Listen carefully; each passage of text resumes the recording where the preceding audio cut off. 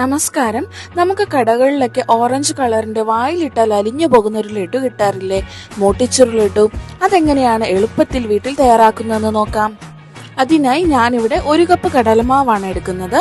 ഇനി ഈ കടലമാവ് ഒരു അരിപ്പയിലൂടെ നന്നായിട്ടൊന്ന് അരിച്ചെടുക്കണം. ഇങ്ങനെ വേണമെങ്കിൽ മാത്രം അരിച്ചെടുത്താൽ മതി. പക്ഷെ അരിച്ചെടുക്കുന്നതിലൂടെ മാവ് തയ്യാറാക്കുമ്പോൾ കട്ടയൊന്നുമില്ലാതെ പെട്ടെന്ന് തന്നെ നമുക്ക് കലക്കിയെടുക്കാൻ പറ്റും. അപ്പോൾ ഇനി ഇതിലേക്ക് ഞാൻ 1/2 ടീസ്പൂൺ ഉപ്പാണ് ചേർത്ത് കൊടുക്കുന്നത്. അതോടൊപ്പം 1 പിഞ്ച് സോഡാപ്പൊടിയും കൂടെ ചേർത്ത് കൊടുക്കുന്നുണ്ട്. ഇനി ഇതിലേക്ക് 1/2 കപ്പ് വെള്ളം അല്പാൽപമായി ചേർത്ത് കൊടുക്കാം. ഇവിടെ ഞാൻ 2-3 ഡ്രോപ്പ് ഓറഞ്ച് കളറും കൂടെ ചേർത്ത് കൊടുക്കുന്നുണ്ട്. അത് ഓപ്ഷണൽ ആണ്, വേണമെങ്കിൽ മഞ്ഞൾപ്പൊടിയും ചേർത്ത് കൊടുക്കാം. ബാക്കി വെച്ച വെള്ളം കൂടെ ചേർത്ത് കൊടുത്ത് നന്നായിട്ട് ഇളക്കി കൊടുക്കുന്നുണ്ട്. കട്ടയൊന്നുമില്ലാതെ നന്നായിട്ട് ഇളക്കി കൊടുക്കണം. ദോശമാവിന്റെ പരുവത്തിൽ വേണം ഇത് ആക്കിയെടുക്കാൻ. അപ്പോൾ വെള്ളം പോരാ. ഇനി ഞാനൊരു 2 ടേബിൾ സ്പൂൺ വെള്ളം കൂടെ ചേർത്ത് നന്നായിട്ട് ഇളക്കി കൊടുക്കുന്നുണ്ട്.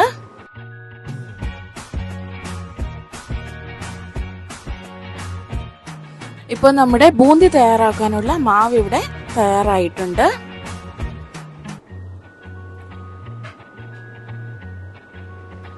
ഇനി നമുക്ക് ആവശ്യമുള്ളത് ഒരു പൈപ്പിംഗ് ബാഗാണ്. ബൂന്തി തയ്യാറാക്കുന്ന സ്ട്രെയിനർ കടകളിലൊക്കെ ലഭ്യമാണ്. അപ്പോൾ അതുണ്ടെങ്കിൽ അത് നിങ്ങൾക്ക് ഉപയോഗിക്കാം. സ്ട്രെയിനർ ഉപയോഗിക്കുകയാണെങ്കിൽ എല്ലാ ബൂന്തിയും ഒരേ സൈസിൽ തന്നെ നല്ല പെർഫെക്റ്റ് ആയിട്ട് കിട്ടും. ഇല്ലെങ്കിൽ നമുക്കിങ്ങനെ പൈപ്പിംഗ് ബാഗിലൂടെ തന്നെ നമുക്കിത് ഒഴിച്ചു കൊടുക്കാവുന്നതാണ്. അപ്പോൾ ഈ പൈപ്പിംഗ് ബാഗിന്റെ മുകൾ ഭാഗം ഞാനിവിടെ ഒരു ബാൻഡ് ഉപയോഗിച്ച് നല്ല ടൈറ്റൻ ചെയ്ത് കൊടുക്കുന്നുണ്ട്. ഇനിയിപ്പോൾ ഇതിന്റെ ടിപ്പ് ചെറുതായിട്ടൊന്ന് കട്ട് ചെയ്യണം.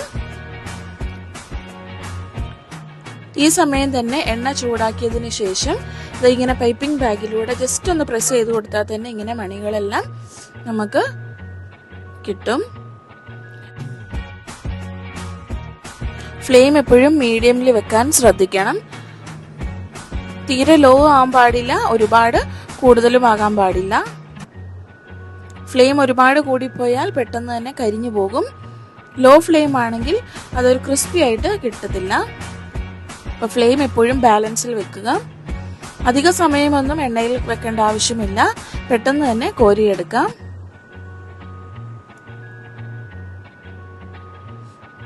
ഇപ്പം ഞാൻ അടുത്ത ബാച്ചും ഇങ്ങനെ തന്നെ ഡ്രിസിൽ ചെയ്ത് എടുക്കുന്നുണ്ട്. ഓറഞ്ച് കളർ ചേർത്തുകൊണ്ട് തന്നെ ബൂന്തി തയ്യാറായി കിട്ടുമ്പോൾ ഒരു നല്ലൊരു ഗോൾഡൻ കളറിലായിരിക്കും കിട്ടുന്നത്. അപ്പോൾ അടുത്ത ബാച്ചും അവിടെ ഫ്രൈ ആക്കി കിട്ടിയിട്ടുണ്ട്. ഇനി ഇതും ഞാൻ കോരിയെടുക്കുന്നുണ്ട്.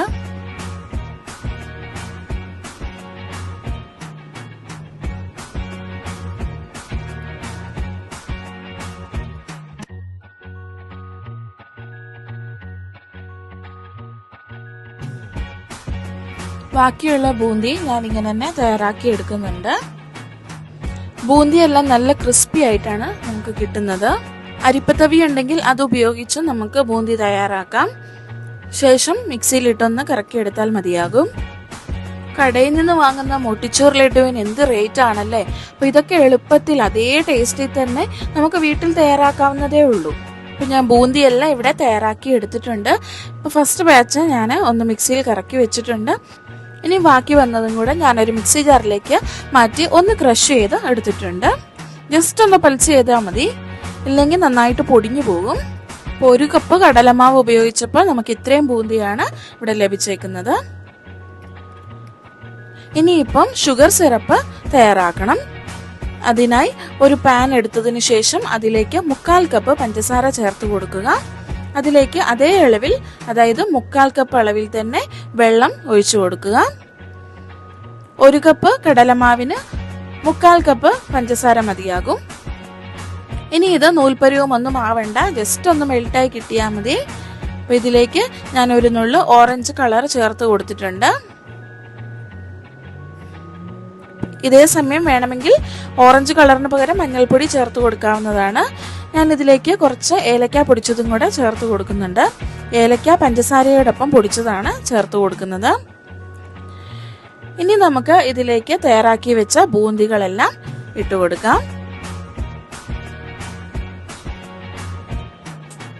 ഇത് നന്നായിട്ട് ഒന്ന് ഇളക്കി കൊടുക്കുക. ഈ ഷുഗർ സിറപ്പ് എല്ലാം ബൂന്തിയിലേക്ക് അബ്സോർബ് ആയി കിട്ടണം. ഇവിടെ ഞാൻ 2 ടേബിൾ സ്പൂൺ നെയ്യ് കൂടെ ചേർത്ത് കൊടുക്കുന്നുണ്ട്. നെയ്യ് ചേർക്കുമ്പോൾ ഈ ലഡുവിന് ടേസ്റ്റ് കൂടും. നെയ്യ് ഒരിക്കലും ഒഴിവാക്കരുത്, നെയ്യ് ചേർത്ത് കൊടുക്കണം. ഇനി ഈ വെള്ളം ഒന്ന് വറ്റേണ്ട താമസം മാത്രമേ ഉള്ളൂ. നന്നായിട്ട് ഒന്ന് ഇളക്കി കൊടുക്കുക.